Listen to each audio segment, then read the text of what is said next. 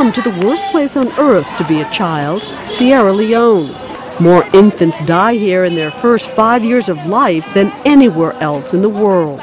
1 in 5 from a disease that is completely preventable, tetanus. The mom is a 19-year-old woman who, this is her first child, first delivery.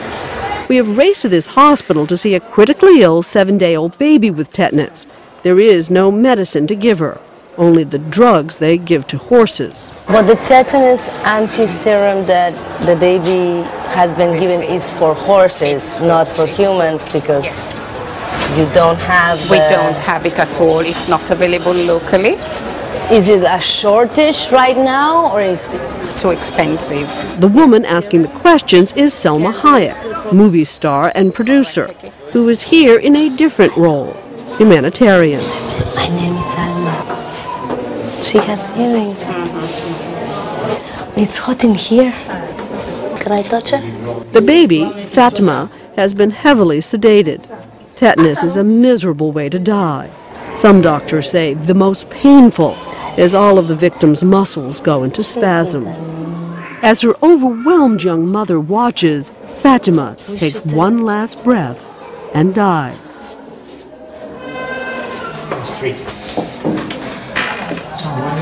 What's her name? Had her mother been given a vaccine costing only 7 cents, Fatima would have been spared. What happened? The baby just passed away. Which brings us to the purpose of this trip. Salma Hayek is here because Procter & Gamble, through its Pampers division, yes, the diaper company, has agreed to provide 1 tetanus vaccine for every package of specially marked Pampers sold. UNICEF is making sure the vaccines get where they're needed. They're clearly needed here. Carol Stern is the president of UNICEF USA. How's the mother? I don't know if the mother even realizes yet, because the mother was standing there, we were in the room, so I think they were going to tell her now. Okay. We saw the color go out from the baby. The next morning, we're off by a UN helicopter to a remote corner of the country. Only a third of the people here have access to clean water. Traveling with Salma, a Procter & Gamble executive. A child dies of tetanus every 3 minutes, and this is Around the world. Around the world, and this is a completely preventable death. These are stupid deaths. They're deaths that shouldn't happen. We have until now delivered 50 million tetanus vaccines to UNICEF to help eliminating 50 million. 50 million, and our commitment is to deliver a minimum of 200 million vaccines. That's a lot of packages of Pampers. That's a lot of babies and mothers. So let me ask you the cynical New Yorker question. This is really about selling things, isn't it? Or is this really a humanitarian effort? No, I'm the father of 3 daughters, and I think this is a way that we can actually promote our brand, but also do some good at the same time. It's a nice win-win.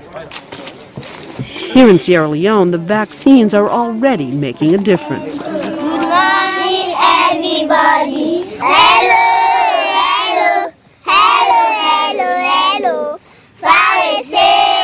Welcome for peace and unity. Good morning. On behalf of the children of Sierra Leone, I want to welcome you to Makeni. Can I have a hug? Oh, 2 hugs. We've arrived deep in the rural eastern town of Makeni, former rebel territory, to visit a UNICEF health clinic where women are being given the tetanus vaccine.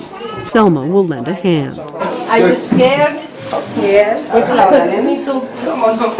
You nervous? A little, yeah. I've injected before, but still, it's been a while since I did it.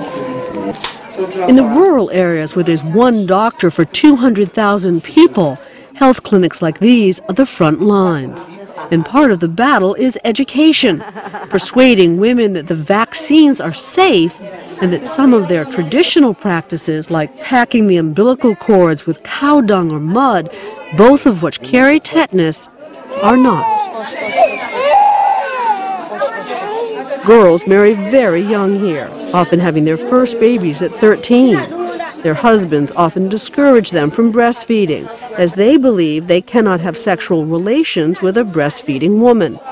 This practice adds greatly to infant mortality, in a country where malnutrition is rampant. Would you like to see them all breastfeed for a year? 2 years. 2 years? That would be ideal. It's a topic of interest to Hayek, who is still breastfeeding her own baby, and decides to make a point and breastfeed a sick little boy who at 1 week old was born, remarkably, on the same day as her daughter. It's amazing because he's really looking at me and he's very little.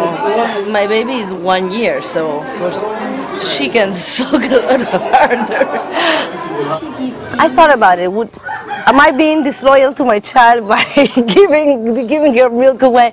And I actually think that my baby would be very proud to be able to share her milk. And when she grows up, I'm going to make sure that she continues to be a generous, caring person.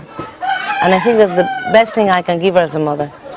The experience resonates with her for another reason as well.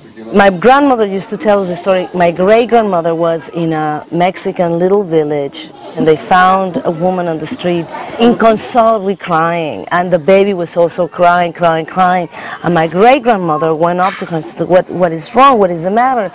My baby is very hungry, and I have no more milk. And in the street, my great-grandmother took the baby from her, took her breast out and breastfed that baby, who instantly stopped crying and went peacefully to sleep. What did it mean for you to be able to breastfeed someone else? That was amazing because I was really impressed by that story. I am in Africa, you know, I am in Sierra Leone, and I was able to feed an ill baby that was very hungry. What do you say to Americans who say, listen, we've got problems right at home? Well, first of all, even the poorest child in America has it tenfold over a child in a developing nation. This is ground zero for child survival. Is the man on the ground here for UNICEF? I mean, this is not a quick fix, though. Absolutely not, but it will take 2-3 generations. The figures speak for themselves. 1 out of 3 children die before age 5. There is a lot of work to be done, but there is hope. In the past 10 years, UNICEF has cut in half the number of newborns who die of tetanus around the world. Now joining them, Salma Hayek and the people at Pampers are determined that no child should die of this preventable disease. It seems that the eradication of tetanus, we're on the brink. Very close, very close. A huge accomplishment when you see what it takes to give a vaccination.